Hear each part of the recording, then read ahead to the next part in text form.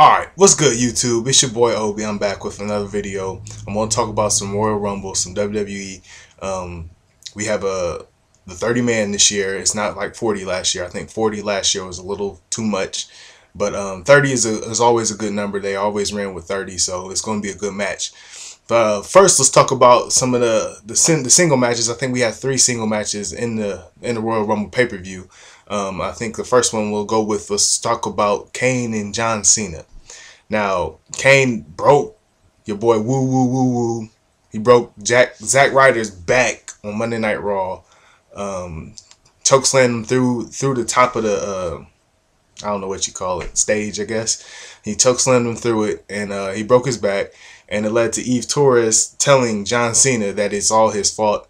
And then John Cena looks at the camera and just gives this evil, this frustrated look, and you can tell that, like I said before in my last video, that Kane is really getting to John Cena.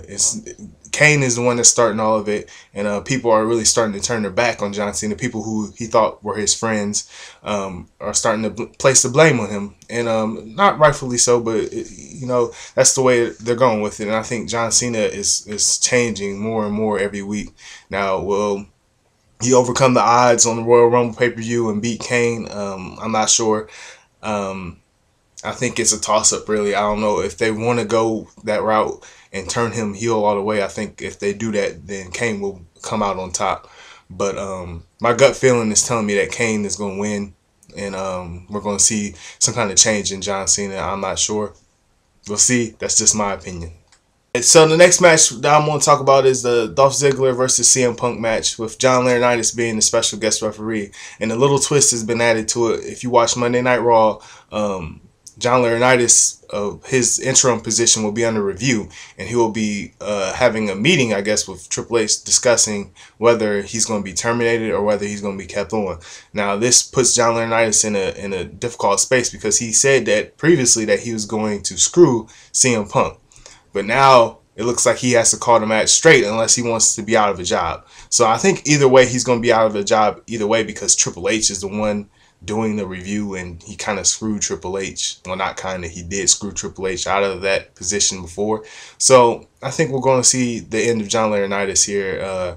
He got put in the GTS by CM Punk and got laid out. I think that's going to be more of the same after the match. But all lost in this is Dolph Ziggler. All he's done is beat CM Punk 4 times, and he really hasn't got any recognition for that. But I think he's going to come out on top on this match. I think Dolph Ziggler will headline WrestleMania with this victory over CM Punk. Somehow, some way, he's going to find a way to win. I think he's ready for that main event picture, and Dolph Ziggler will be the WWE champion.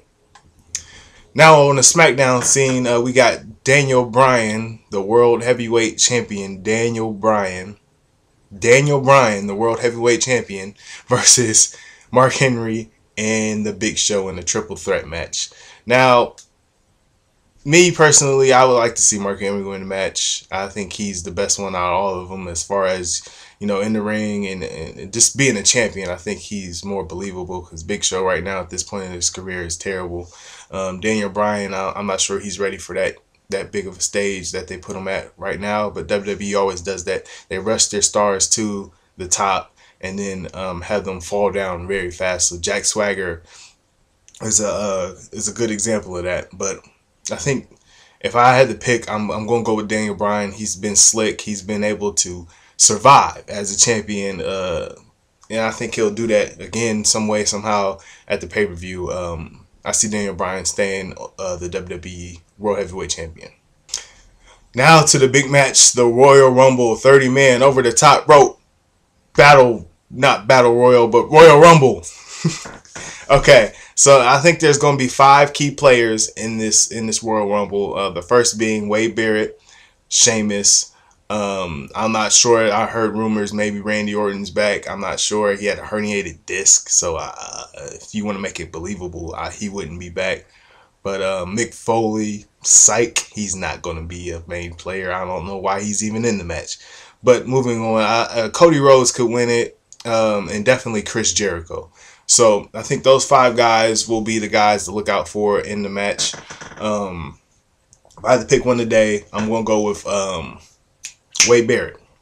I think Wade Barrett either Wade Barrett or Sheamus will come down to those two probably, and I think Wade Barrett will get the better of Sheamus. I think Wade Barrett goes to WrestleMania and headlines WrestleMania. I think WWE is trying to push their younger stars now, and I think it would make sense to put Wade Barrett in that match, considering what he's done these past few months, taking out Randy Orton and going in and just dominating matches like he has. The Barrett barrage continues in the Royal Rumble, and I think Wade Barrett is able to come out on top and go to WrestleMania. I think he'll have a good shot at winning whoever he faces. I think he'll go after Daniel Bryan. But there is a pay-per-view, I believe, in between that, so it's not going to be set in stone, but I think Wade Barrett will win the match. And with that, I'm just going to end this video. I hope y'all liked it. Just remember, I'm an ordinary dude with an extraordinary opinion, bringing it all to you. So hit me up, subscribe, like me. Peace.